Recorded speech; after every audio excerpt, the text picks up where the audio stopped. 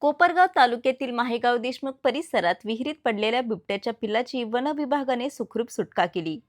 बुधवार 26 ऑगस्ट रोजी सकाळी पोपट पांडुरंग पानगव्हाणे यांच्या शेतातील विहिरीत बिबट्याचे पिल्लू पडल्याचे आढळून आले.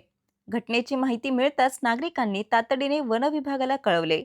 माहिती मिळताच वन विभागाचे पथक घटनास्थळी दाखल झाले. पाहणी करून बचाव कार्य सुरू करण्यात आले आणि काही वेळाच्या प्रयत्नानंतर पिलाला विहिरीतून सुखरूप बाहेर काढण्यात यश आले. पिल्लू लहान असल्याने वन विभागाने त्याच्या सुरक्षिततेची योग्य ती काळजी घेत पुढील कार्यवाही केली. दरम्यान माहेगाव देशमुख परिसरात बिबट्याचा वावर असल्याने शेतकरी आणि ग्रामस्थांनी सावध राहावे. बिबट्या किंवा त्याचे पिल्लू आढळल्यास त्याच्या जवळ न जाता सुरक्षित अंतर ठेवावे आणि तातडीने वन विभागाला माहिती द्यावी असे आवाहन करण्यात आले. संवाद महाराष्ट्रासाठी रवी वाघडकर, कोपरगाव.